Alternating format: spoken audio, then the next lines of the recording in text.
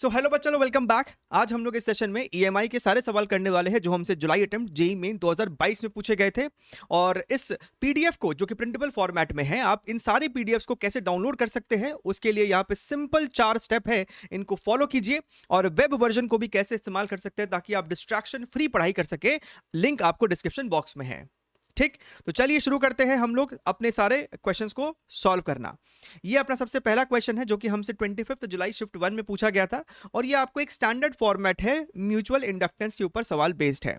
सवाल में हमसे कहता है कि आपके पास यहाँ पे 2 स्क्वायर लूप है, ये आपका बड़ा एज वाला स्क्वायर लूप है और ये आपका एक छोटा एज वाला स्क्वायर लूप है, और हमें कंडीशन दिया है कि capital L is much much more than small L. तो हालांकि डायग्राम में ऐसा दिख रहा है कि दोनों लेंथ कंपेरेबल है, लेकिन ऐसा नहीं है। ये जो स्मॉल एल है वो काफी छोटा है। ठीक बात है। हमसे कहता है कि both the loops are coplanar and their centres coincide at the point O, the mutual inductance of the system is going to be how much. तो एक काम करते हैं, सबसे पहले ना डायग्राम को फिर से बना लेते हैं, क्योंकि वो डायग्राम थोड़ा सा टू द स्केल नहीं है। तो यहां पे अगर आप ध्यान से समझे तो जो छोटा वाला स्क्वायर लूप है ना, वो ऑलमोस्ट कुछ आप इस तरीके से बना दीजिए। तो बहुत छोटा सा है, सेंटर पे है और बहुत इस तरीके से वो छोटा है। ठीक बात है सर। हमसे पूछता है म्यूचुअल इंडक्टेंस। तो स्टैंडर्ड प्रोसीजर क्या होता है यहाँ पे, आप यहाँ पे क्या करेंगे, जो बाहर वाला स्क्वायर लूप है आप अपने मन से इसमें कोई आई करंट फ्लो करवा दीजिए, और अब इस बाहर वाले स्क्वायर लूप के वजह से सेंटर पे मैग्नेटिक फील्ड कितना है वो पता कर लीजिए।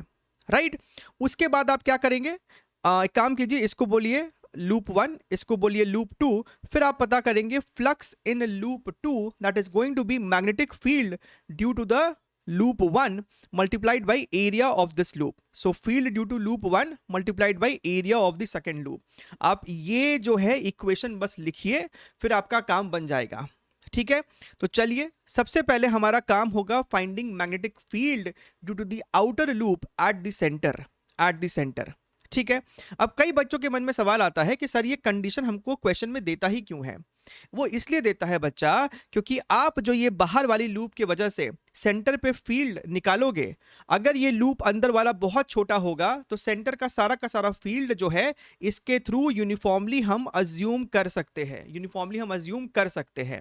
तभी तो हम यहाँ पे flux directly B into area लिख पाएंगे। क्लियर है। तो चलिए, अगर आपको पता करना है फील्ड कैसे होगा, तो आप क्या करते हो, आप एक सेगमेंट के वजह से मैग्नेटिक फील्ड यहां पे पता कर लीजिए। आपका यहां पे एक सेगमेंट पकड़ लीजिए ए बी, और इसके वजह से यहां पे सेंटर पे फील्ड पता कर लीजिए। तो अगर आप ध्यान से देखें, आपको ये एक स्क्वायर लूप है ना, तो ये एंगल भी 45 डिग्री है, तो ये एंगल भी आपका 45 डिग्री है, और ये जो डी हम लोग फॉर्मूला में लिखते हैं ये आपको कैपिटल L/2 हो जाएगा। सो एक सेगमेंट के वजह से, सेगमेंट ए बी के वजह से जो फील्ड होगा that is mu naught I divided by 4 pi D, जहां पे डी L/2 है, bracket sine 45 degree plus sine 45 degree that is 1/√2 plus 1/√2, जो कि कुछ नहीं, सिंपली √2 हो जाएगा। क्लियर है। यहां से इसको कट किया तो ये 2 हो जाएगा। सो this becomes mu naught I √2 divided by 2 pi L. लेकिन सर ये तो सिर्फ और सिर्फ एक सेगमेंट की वजह से हुआ। चारों का अगर हम लोग ध्यान से देखें, चारों सेगमेंट की वजह से फील्ड का डायरेक्शन एक ही यहां पे आपको आने वाला है, that is out of the plane. यानी कि जो टोटल फील्ड हो जाएगा लूप 1 की वजह से सेंटर पे, वो 4 गुना हो जाएगा एक सेगमेंट की वजह से। So this becomes your mu naught I 2√2 divided by pi into L. Clear है। अब हमें यहां पे लिखना होता है flux through the loop 2 is equal to B1, जो कि आपका यहां पे mu naught I 2√2 divided by pi into L multiplied by area of the smaller loop that is your simply side square, तो L स्क्वायर हो जाएगा। ठीक, अब यहां पे आप सभी को पता होना चाहिए कि करंट को साइड कीजिए, म्यू नॉट 2√2, राइट, यहां पे ऊपर में आपका स्मॉल L स्क्वायर है divided by pi into capital L multiplied by I, और यहां पे आपका फ्लक्स 2। तो आप सभी को पता होना चाहिए कि ये जो आपका टर्म होता है, आई का जो कोफिशिएंट है, यही होता है मेरा म्यूचुअल इंडक्टेंस। और अगर आप ध्यान से देखें तो ऑप्शन नंबर सी हूबहू मैच कर रहा है। क्लियर है। तो ये स्टैंडर्ड वैरायटी है आपका, है ना। कल को स्क्वायर लूप की जगह सर्कुलर लूप भी हो सकता था। चलिए आगे बढ़ते हैं, moving on to the next question. अगला क्वेश्चन आपका सेम 25 जुलाई का है, लेकिन शिफ्ट 2 का सवाल है। सवाल काफी आसान सा है। इसमें हमसे कहता है कि आपके पास जो मैग्नेटिक फ्लक्स है in a close circuit of resistance 20 ohm varies by this function. तो बताइए what is the induced current at t equals to 0.25 second. तो आप सभी समझ रहे हैं ना कि सर जो हमारा इंड्यूस्ड ईएमएफ होता है वो होता है minus d phi by d t. तो अगर हम इसको डिफरेंशिएट करें, ये आपको कितना हो जाएगा, this is going to be your minus, ये आपका हो जाएगा 16 टी माइनस 9। क्लियर है, सही है। लेकिन इंड्यूस्ड ईएमएफ किस टाइम पे निकालना पड़ेगा, 0.25 सेकेंड, बोले तो t is equal to 1/4 second. तो यहां पे लिखो ना जी, माइनस 16 मल्टीप्लाइड बाई 1/4 माइनस 9। तो ये आपको ब्रैकेट के अंदर आपको ये हो जाएगा 4। सो 4 माइनस 9 इज माइनस 5। सो ये आपको आ रहा है 5 volt. So 5 volt is the induced voltage. So induced current कितना हो जाएगा, E अपॉन रेजिस्टेंस। तो ये आपका कितना है, 5 डिवाइडेड बाई 20 ओम।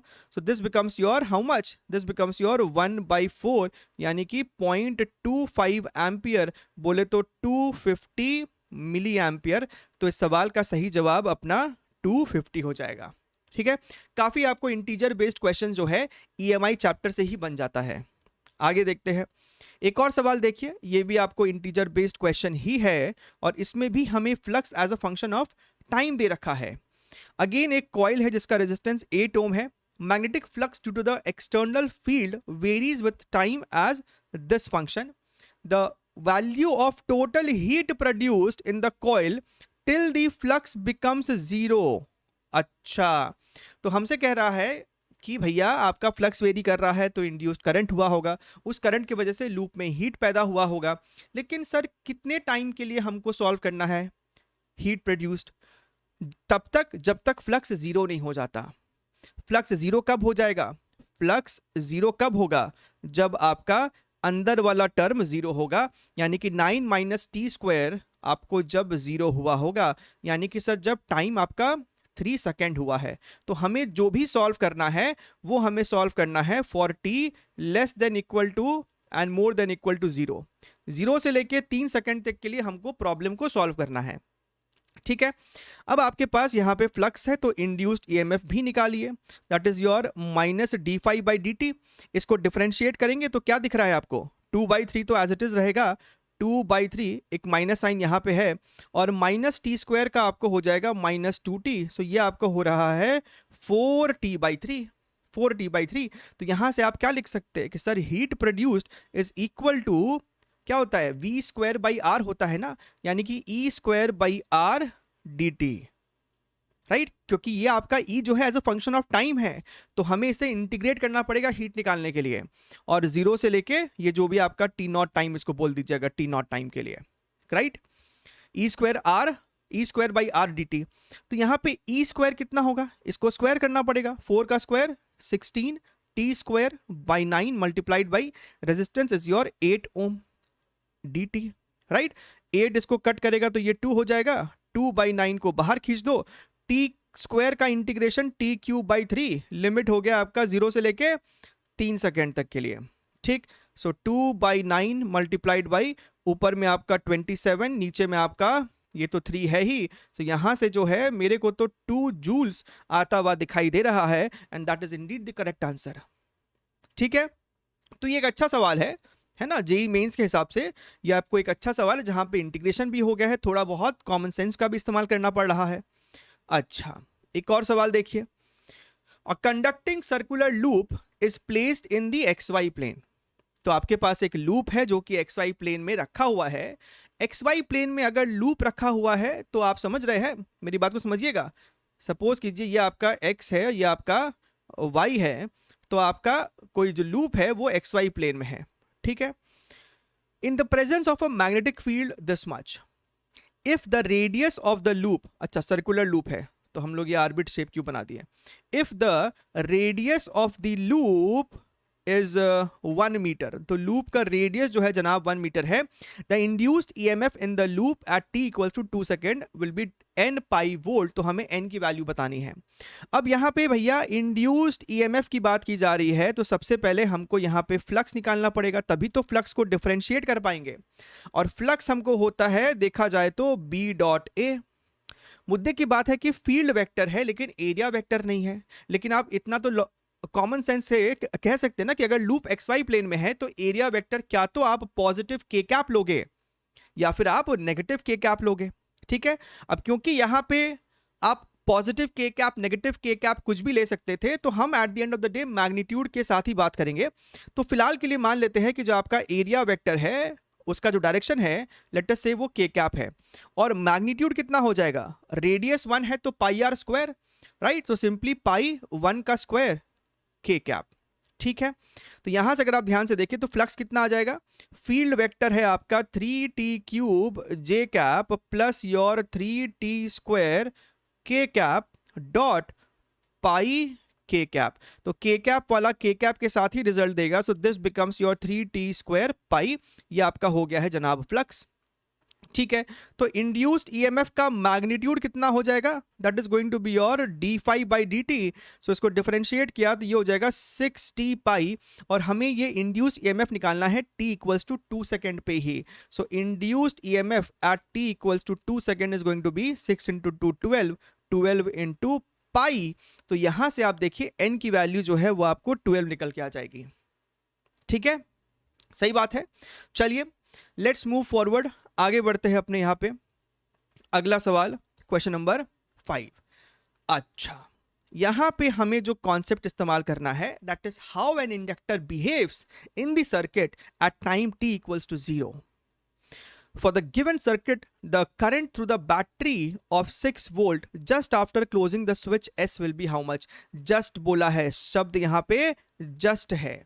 just का मतलब है समय शून्य पे, और समय शून्य पे आपको जो इंडक्टर होता है वो एक इनफाइनाइट रेजिस्टेंस की तरह बिहेव करता है, या फिर आप ये बोल सकते हैं कि inductor acts as an open circuit. इसका मतलब ये है कि समय शून्य पे इस वाले ब्रांच में कोई भी करंट नहीं फ्लो करेगा, क्योंकि इंडक्टर इसमें कोई करंट फ्लो करने देगा ही नहीं। विच मीन्स इस पूरे सवाल में इस वाले का कोई मीनिंग ही नहीं है जब इसमें कोई करंट ही नहीं फ्लो कर रहा है एट t इक्वल्स टू 0 पे, आपने जब स्विच को क्लोज किया है। तो भैया इसमें आप कितना करंट होगा, नेट रेजिस्टेंस 4 + 2 6, बैटरी भी 6 है, 6/6 1 एम्पियर। बताइए, ये तो एकदम वर्बल सोल्यूशन था इसका। ठीक है, चलिए आई होप आपको सवाल एकदम क्लियर है। आगे बढ़ते हैं क्वेश्चन नंबर 6 की ओर। अब ये सवाल देखिए 29 जुलाई शिफ्ट 1 एंड शिफ्ट 2 में जो आपको सवाल थे वो थोड़े से अच्छे वाले सवाल थे, स्पेशली आपको शिफ्ट 1 में जो आए थे सवाल। अब ये सवाल को अगर आप ध्यान से पढ़े तो इसमें एक सवाल में दो चीज पूछ लिया गया है। ये आपको एक LR सर्किट का क्वेश्चन है। तो हमसे यहाँ पे कहता है कि आपके पास एक इंडक्टर है और एक रेजिस्टेंस है आपस में सीरीज में, और आपको आपने उसको एक डीसी सोर्स के साथ कनेक्ट कर दिया है। डीसी सोर्स आपको 6 वोल्ट का है, इंडक्टर जो है जनाब आपको 1 हेनरी है, दैट इज योर L, और R जो है आपको जनाब 100 ओम का है। ठीक बात है।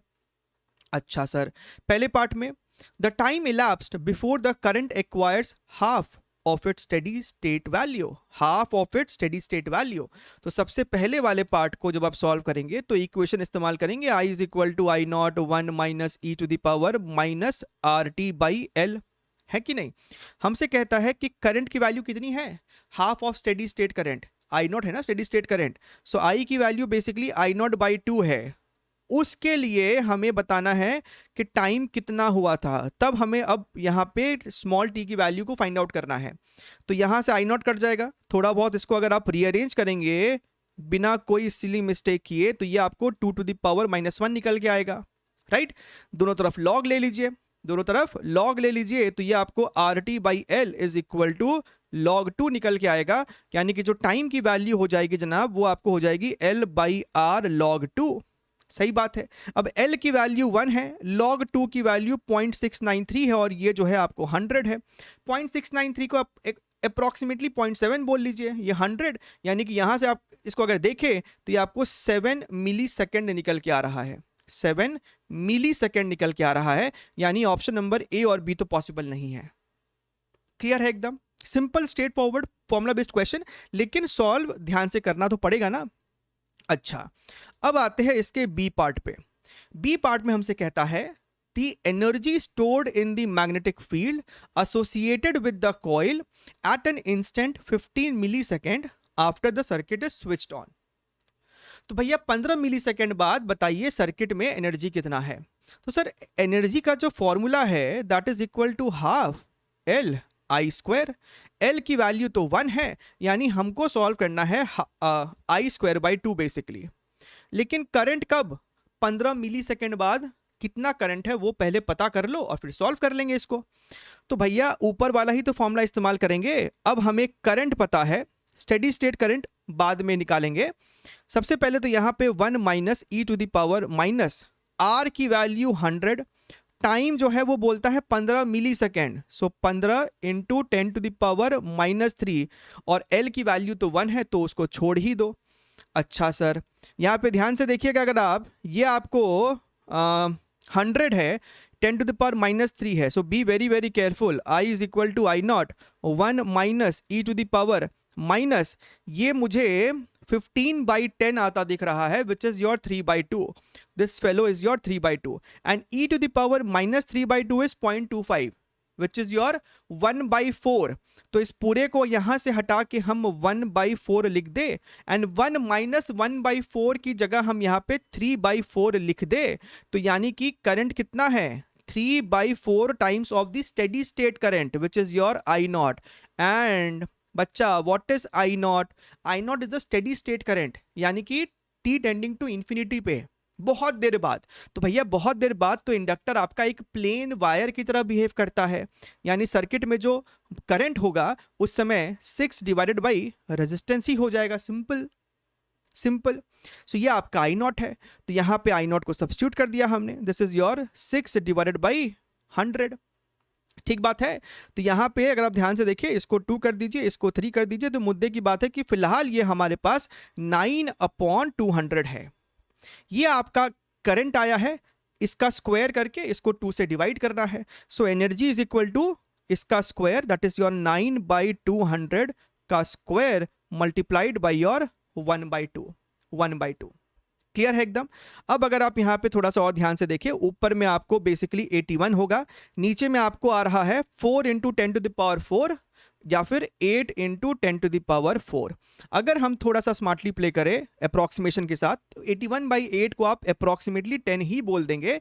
तो यहाँ से आपको ध्यान से देखिएगा, इसको 10/10 टू द पावर 4 बोले तो 10 टू द पावर -3 जूल्स आ रहा है, या फिर 1 मिली जूल आ रहा है, यानी 1 millijoule is the correct answer. तो ऑप्शन नंबर सी आपको फाइनली करेक्ट दिखाई देगा and D is the incorrect one. तो आप देख सकते हैं कि जेईई मेंस के लेवल पे एक क्वेश्चन के अंदर 2 क्वेश्चन को एम्बेड करके पूछना और दोनों में ही कैलकुलेशन है, तो ये सवाल जो है थोड़ा सा बच्चों के लिए ट्रिकी हो सकता है एग्जामिनेशन में। सवाल टफ नहीं है लेकिन लेंदी है। ठीक, चलिए last question of the session, question number 7, question from your LC oscillation. सवाल में हमसे कहता है कि आपके पास पहले से ही एक कैपेसिटर है 500 माइक्रोफैरड का, जिसको आपने 100 वोल्ट के अक्रॉस चार्ज करके रख दिया है। अब बैटरी को आपने हटा दिया, यानी कैपेसिटर के अक्रॉस 100 वोल्ट का पोटेंशियल डिफरेंस है। अब आपने उस कैपेसिटर को एक इंडक्टर के अक्रॉस कनेक्ट कर दिया है, जिसका इंडक्टेंस है 50 मिली हेनरी। तो हमसे पूछ रहा है कि सर्किट में मैक्सिमम करंट कितना फ्लो किया होगा, मैक्सिमम करंट कितना फ्लो किया होगा। तो यहां पे जो सिंपल सा कॉन्सेप्ट लगने वाला है, that is energy in of the total system always remains constant. तो शुरुआत में सिर्फ और सिर्फ आपको कैपेसिटर में एनर्जी था, which is basically electrostatic energy, और बाद में जब सर्किट में मैक्सिमम करंट है, यानी इंडक्टर में मैक्सिमम करंट है, उस समय कैपेसिटर कंप्लीटली डिस्चार्ज हो चुका है और सारा का सारा एनर्जी जो है वो मैग्नेटिक फॉर्म में है इंडक्टर में। यानी शुरुआत में जो हाफ CV² था, बाद में वो हाफ LI² के बराबर होने वाला है। तो सिंपल सा यही कॉन्सेप्ट है, एक फॉर्मूला इस तरीके से बनाया और आपका ये V under root of C by capital L निकल के आ जाएगा। C की वैल्यू 100 है, कैपेसिटेंस की वैल्यू जो है जनाब 500 इंटू 10⁻⁻6 डिवाइडेड बाई एल की जो वैल्यू है दैट इज योर 50 इंटू 10⁻⁻3 निकल के आ रही है। तो यहां से अगर आप ध्यान से देखें, इसको कट किया है तो ये 10 हो जाएगा, इसको यहां से ऐसे कट किया तो 10⁻⁻3। सो ये मुझे जो है 10 एम्पियर आता हुआ दिखाई दे रहा है। सो 10 इज द करेक्ट आंसर। ठीक है, सो दैट इज ऑल। अगर आप 2023 एस्पिरेंट है, 24 एस्पिरेंट है, चैनल के साथ बने रहिए, चाहे वो प्रीवियस ईयर क्वेश्चन हो, कॉन्सेप्ट वीडियोस हो, एवरीथिंग आपको फिजिक्स के लिए ये एक वन स्टॉप सॉल्यूशन है। Take care, wish you best of luck.